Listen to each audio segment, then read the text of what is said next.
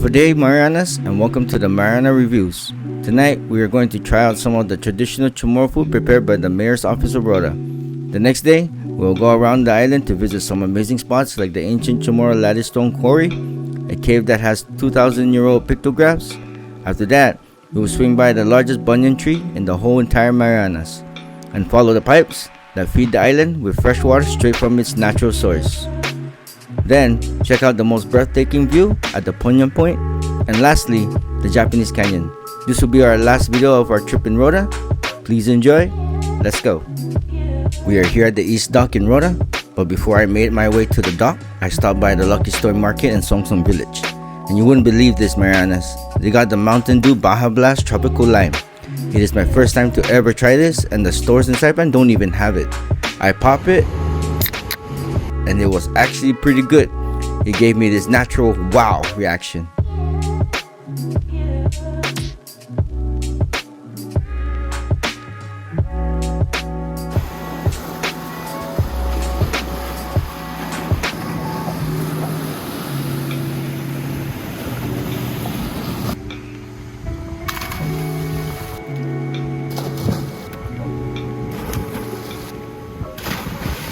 The mayor's office staff did a really good job in preparing the food and the lovely decorations made entirely with leaves and flowers from nature.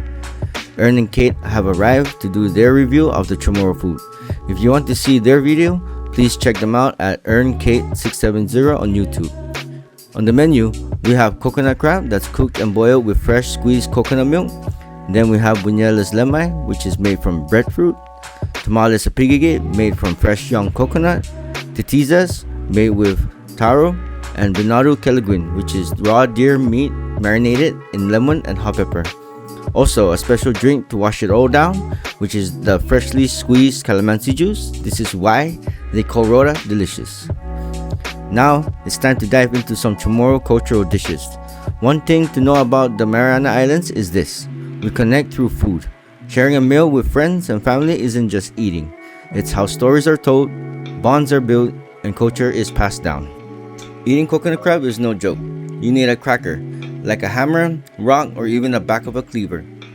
If you got strong jaws, be my guest. The shell is tough, but the meat inside is totally worth it. The crab was sweet and rich. The tamales were soft with a nice coconut flavor, not too sweet.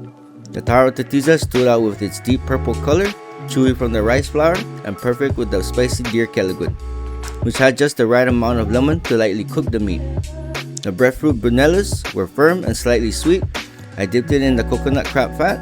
We call it abunit, but the flavor didn't hit for me. Probably because the crab wasn't properly cleansed by feeding it with coconut beforehand. Something I've learned from people who raised them. After that big appetizer, we joined my family next door for my brother and cousin's birthday. They had a nice spread of barbecue, red rice, cake, pizza, and my favorite, deer cooked in coconut milk. Now that's a heavy soup that will put you to sleep in the middle of the day. The night wrapped up with stories, laughs, and a couple whiskeys. And our number one coconut husker, Mr. Mosca, tearing open a coconut with just his teeth. Man, I give you respect.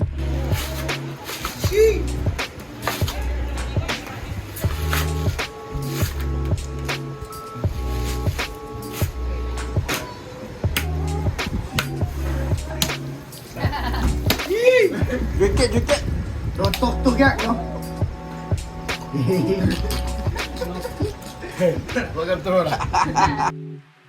Good morning, Marianas. Now, it's time to stroll around the island and check out some places where you can visit on your own. But there are just some areas where you need to ask permission from HBO Historic Preservation Office. They protect majority of the historical sites in Rota, and that's what I really appreciate from these people who protect our history and culture. I slept at my cousin's house in Sinapalu, and I am now walking to the nearby store called Three Kings, waiting for Ern and Kate to pick me up and start our journey.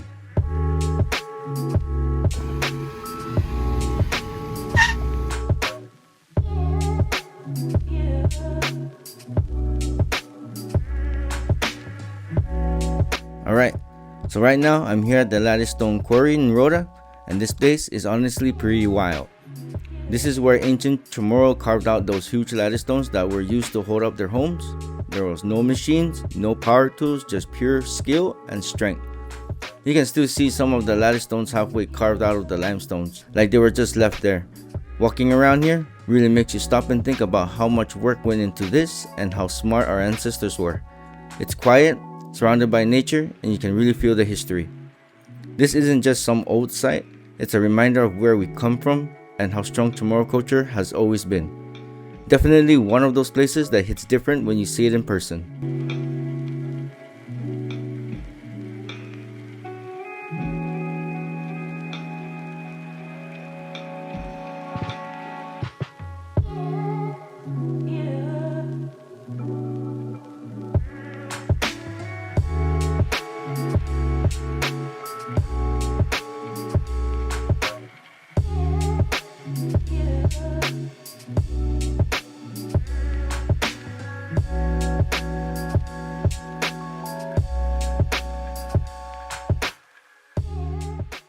Now, let's head up north of Sinapalu to check out Chugai Cave. This place is special because it holds the oldest pictographs in the Marianas.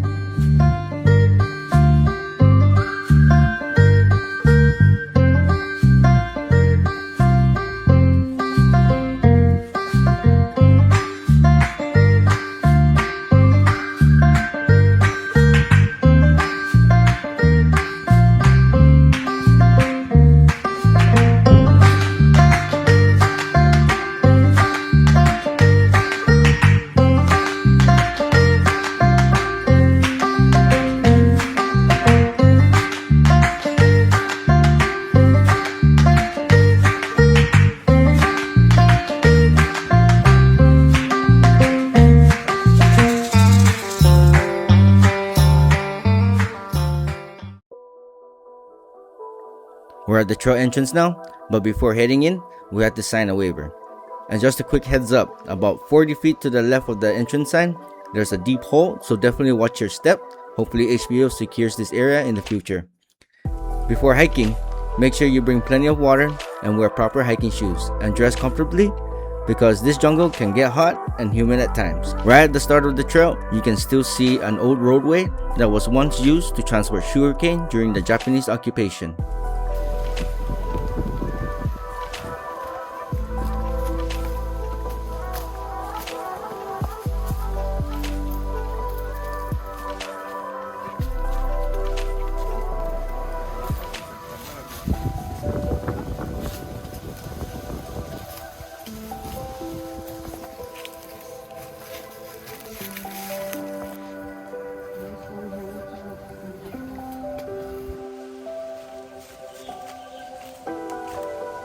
Wow. The hike itself was short, about 8 to 10 minutes, but once we reached the cave entrance, it was something I had never seen before. Coming into this cave felt the same as the Tonga cave in Songsong village. It's cool in temperature, but it felt more ancient.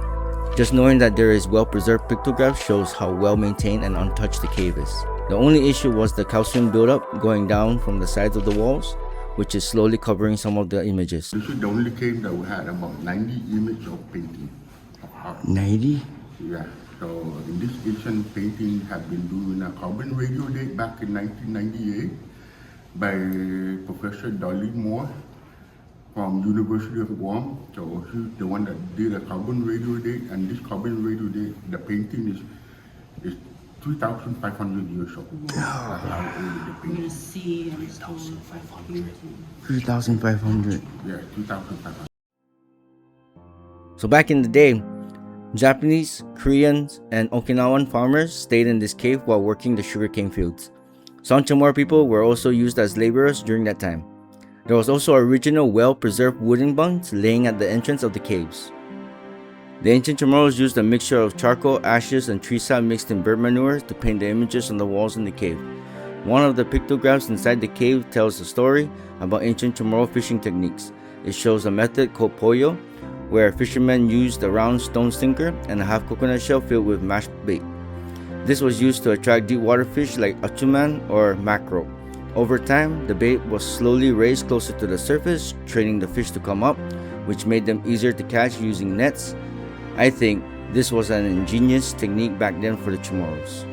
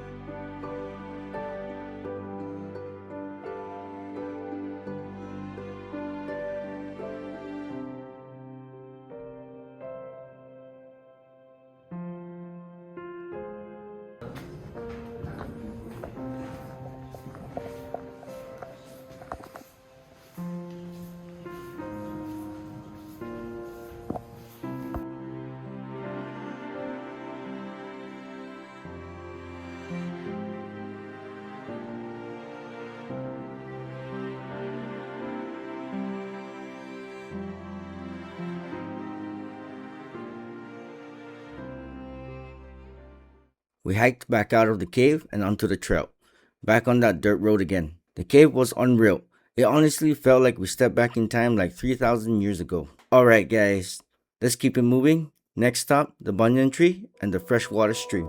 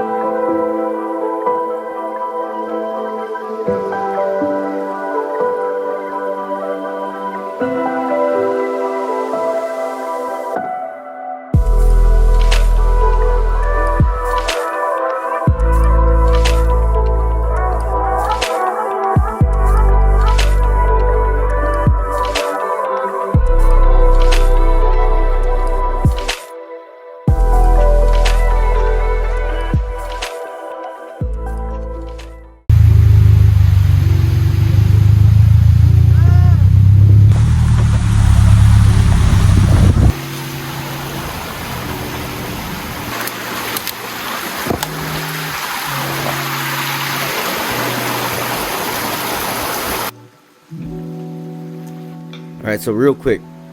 So when I was crossing the bridge, I saw one hilitite in the grass, which is a Marianas monitor lizard. It grows up to 3 feet in length. It is black, green, yellow spots. He looked injured, so he just ended up going into the jungle. Everyone followed the trail on the right side of the stream, and they were going up. And I decided to take the left side of the stream, and I was walking up, and I ran into a bunch of hilitites, and I freaked out. Please excuse my language, it caught me off guard.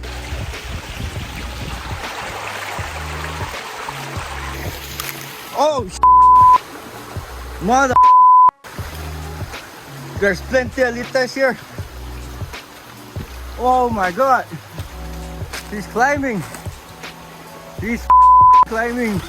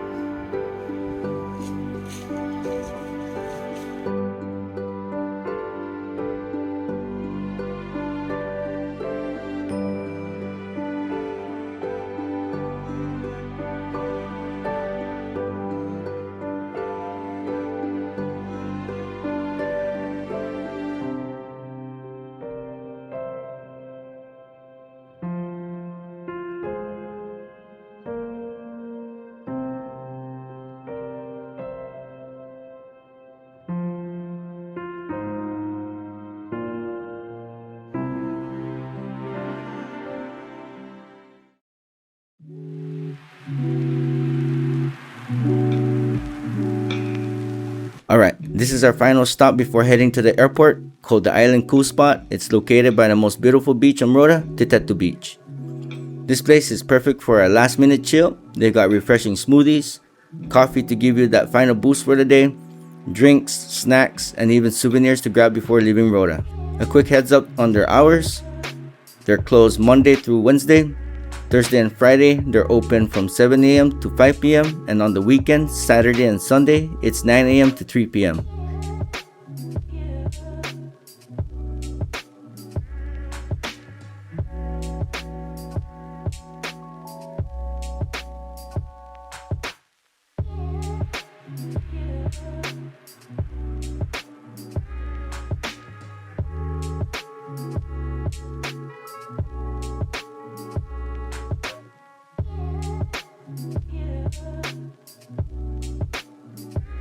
They've got a chalkboard menu with everything listed, and honestly, it's hard to choose. Their smoothie lineup includes orange creams, coconut, Thai tea, taro, peaches and cream, and a bunch more. They did have a chalkboard with more colorful fonts before, which I would find more fun and eye-catching. Then, there's the coffee section. Caramel, raspberry latte, hazelnut, brown sugar, plus sugar-free options too. It didn't say whether you can get it hot or ice, but either way, it sounds good. And at the bottom of the board, even more choices like milk teas, special coffees, special teas, ice cream, and sinkers like coconut jelly, fruit jelly, chocolate drizzle, and sprinkles. Definitely the cherry on top, without there being any cherries. I really wanted to try everything, but I guess that just means next time, Rota. Everything at this shop was solid, and they pretty much had everything I needed to check out before leaving Rota. I think this might be the only spot where you can grab a gift and a smoothie at the same time. The smoothie though, on point. Super creamy, the peach flavor really came through, and it didn't get watered down by the ice at all. Easy 5 out of 5 for the smoothie.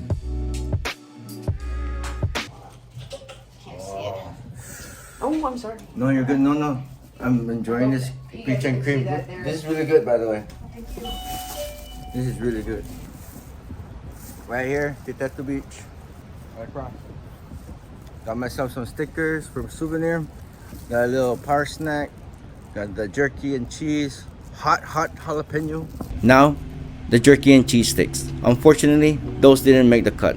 After just a few bites, I could tell they were outdated, and it kind of killed the vibe. But hey, the smoothie came in clutch and helped wash it down. Overall, I still give this place a 4.5 out of 5. The service was great, very friendly staff. Hopefully they double check their snacks and drinks for expiration dates, because everything else was a great way to wrap up the Rota trip.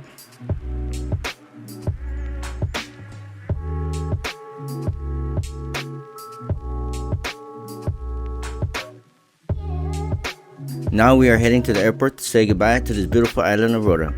We check in, take our number for our seats on the plane, and head to the waiting area inside the terminal. While we are waiting, there are paintings on all sides of the walls that shows every time period of those who voyaged and settled on Rota. You will see the ancient Chamorros, Spanish, Germans, Japanese, and present-day Sinamay America.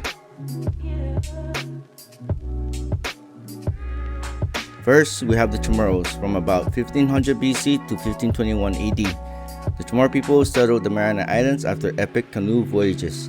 They built homes on ladystone pillars, mastered fishing and farming, created pottery, mats, and shell jewelry, and traded with neighboring islands. Cowrie and turtle shells were used as currency, and simple weapons like slings and spears were used in conflict. This period ended with first European contact in 1521. When Ferdinand Magellan arrived by chance. Next, we have the Spanish. From 1521 to 1898, the Mariana Islands were under Spanish rule.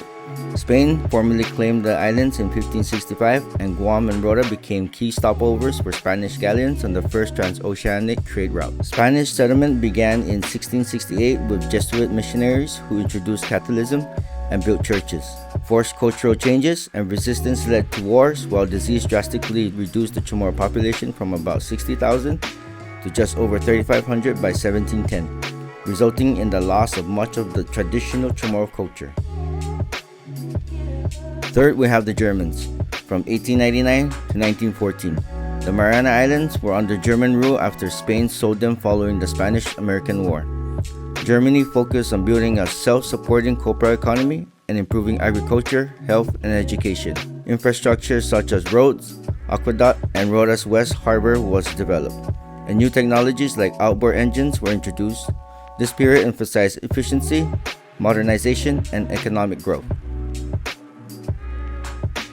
4. We have the Japanese. From 1914 to 1945, the Northern Mariana Islands were under Japanese control, officially approved by the League of Nations in 1920. Japan developed the island's economy through large-scale sugar and phosphate industries, supported by railroads, ports, and shipping lines.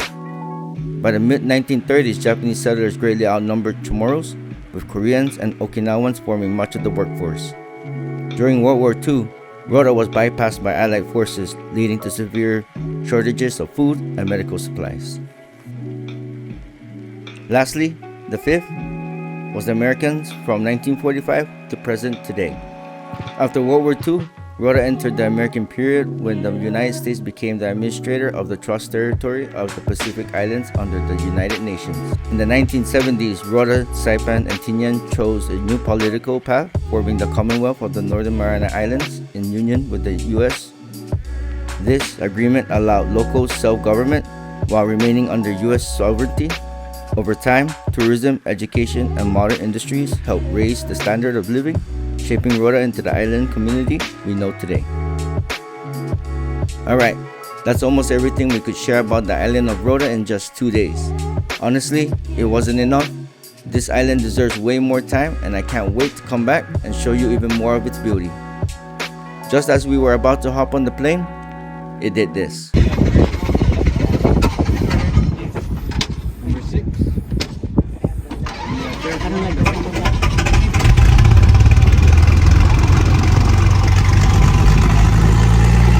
We got on. Captain Kang from our last flight to Rota was back, this time as the co-pilot, along with a different captain up front. The takeoff was rough, and the landing had a little bounce at the end. Yeah!